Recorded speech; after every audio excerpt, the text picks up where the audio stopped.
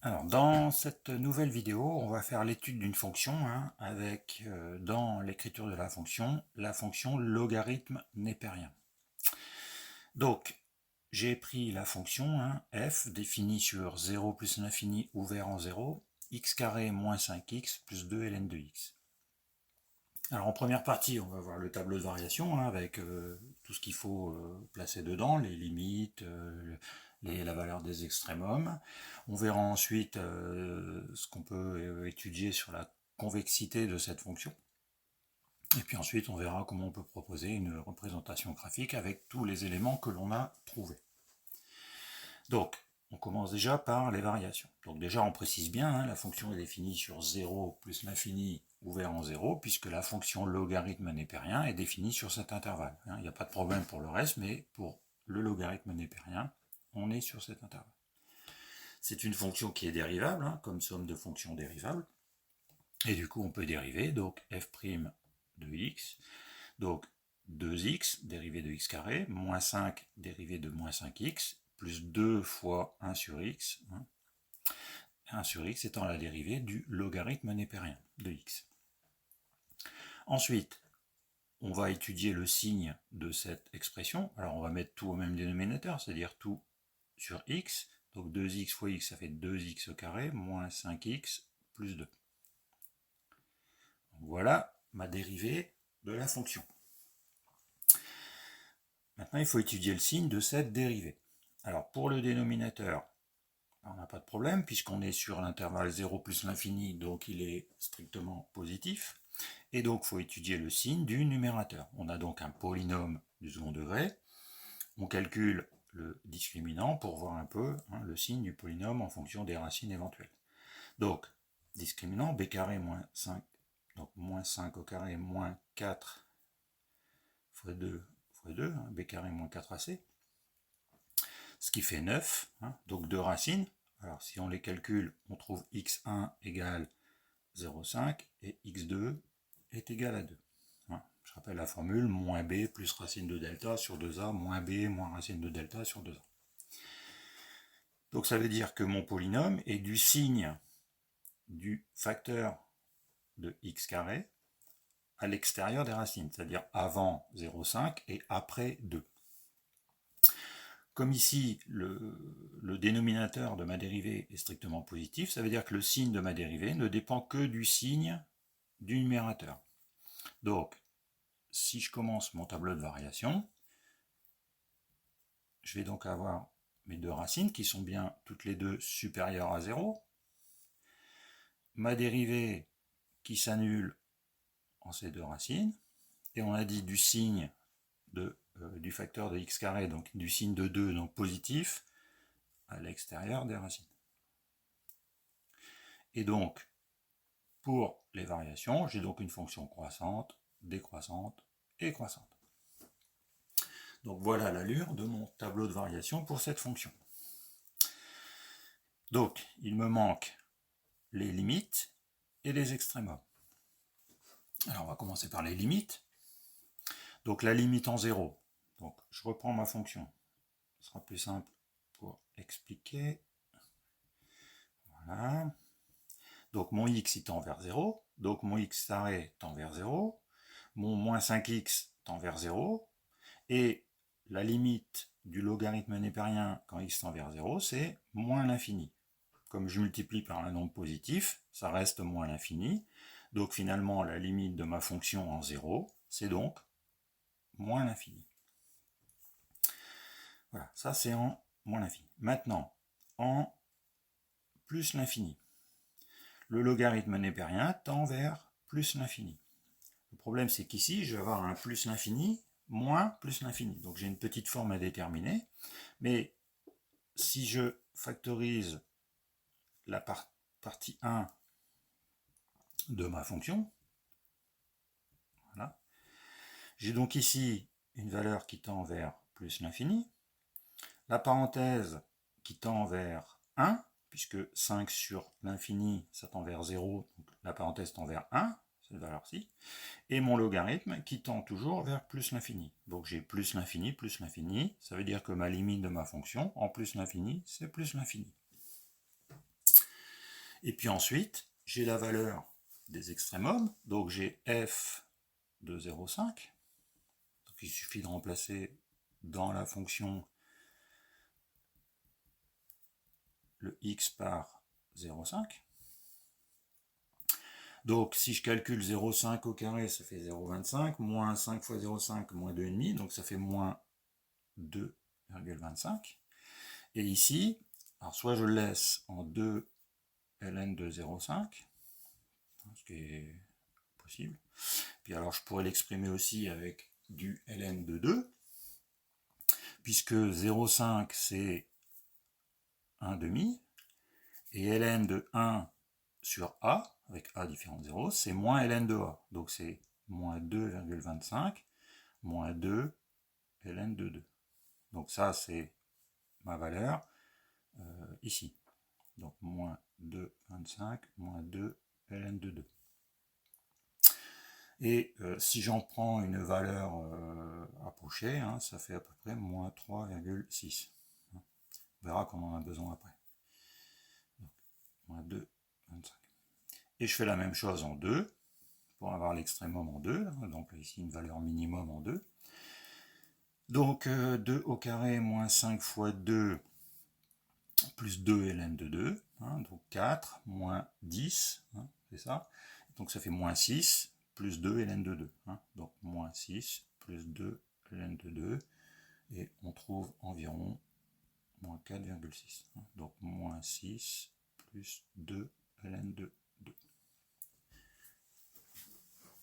Donc voilà, là j'ai complété mon tableau de variation avec les valeurs des limites et les extrémums.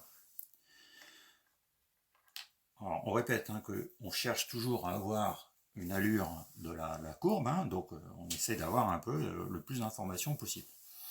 Alors, qu'est-ce qu'on peut regarder aussi? On peut regarder que la fonction, donc ici, est croissante pour atteindre cette valeur qui est négative. Elle est ensuite décroissante avec une valeur ici qui est toujours négative, hein, forcément. Et on remonte hein, croissante vers plus l'infini. Donc, sur l'intervalle 2 plus l'infini, ma fonction f est strictement croissante. Elle est continue. C'est une fonction continue comme somme de fonctions continues.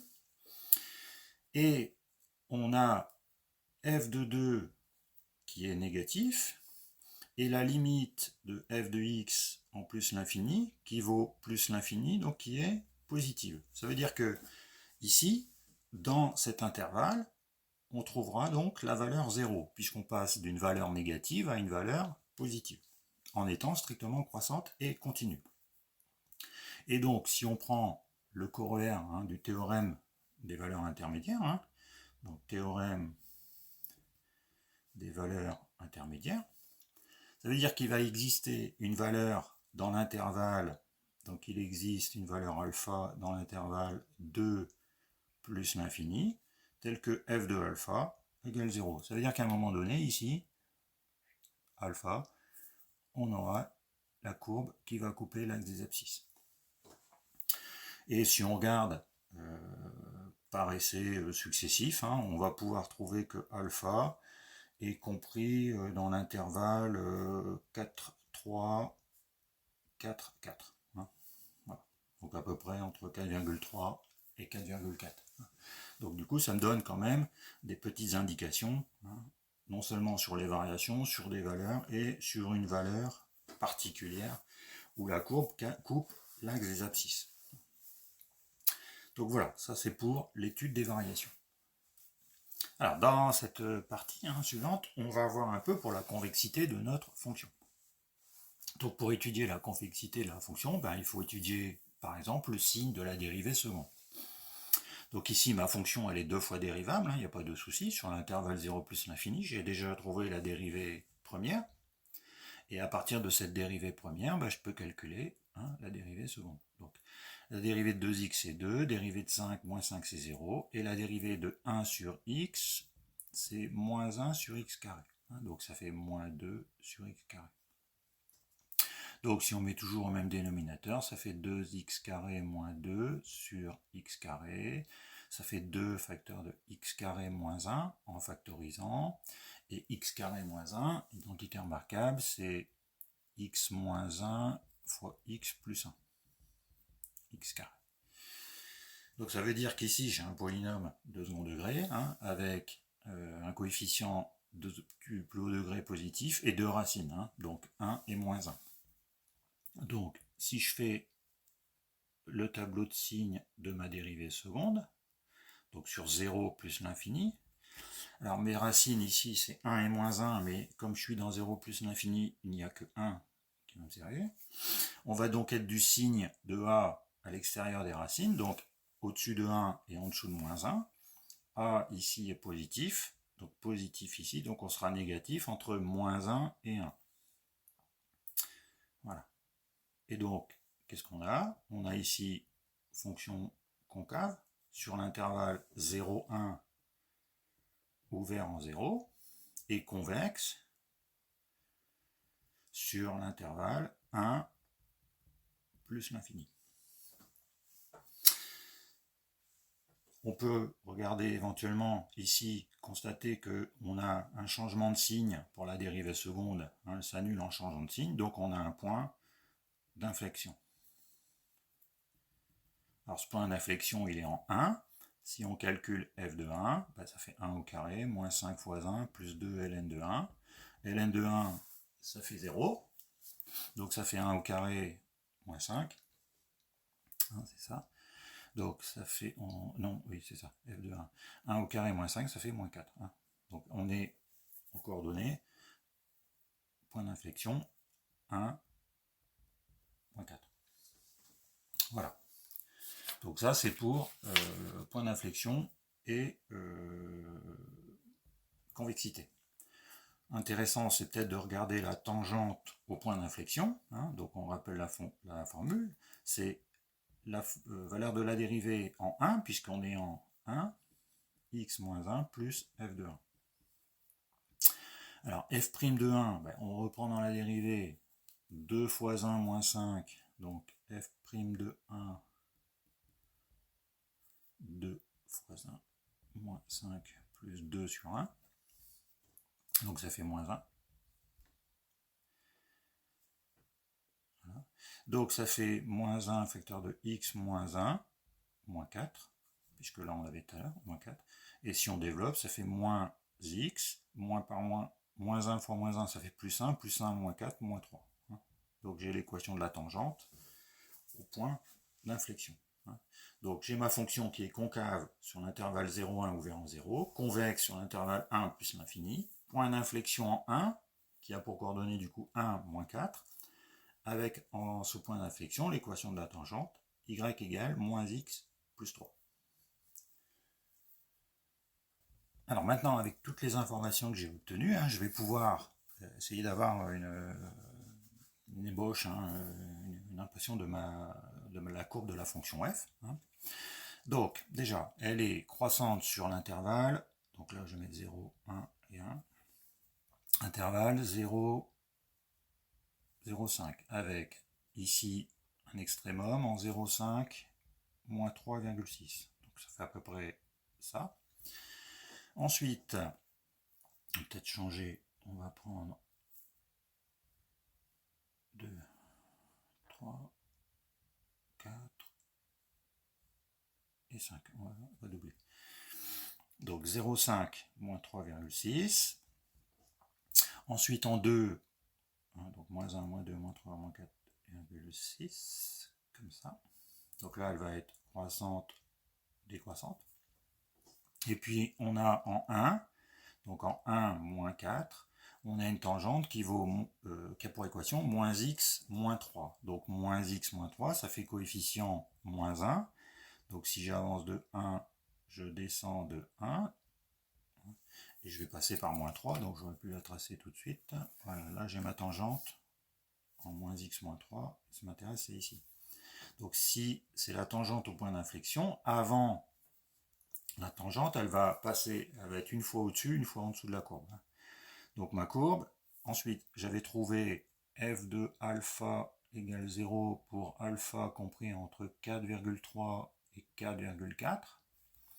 Donc 4,3, 4,4, donc je vais passer à peu près ici, hein, à peu près alpha. Et donc si je trace ma courbe, donc de moins l'infini, croissante, voilà, je change de position par rapport à la tangente, la croissante, décroissante, et on repart croissante, mais on sait que l'on doit avoir passé l'axe des abscisses en alpha. Voilà. Comme ça.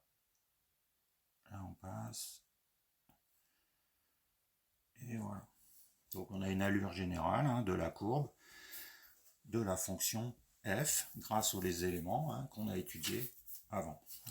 Donc voilà pour l'étude de cette fonction avec du logarithme népérien.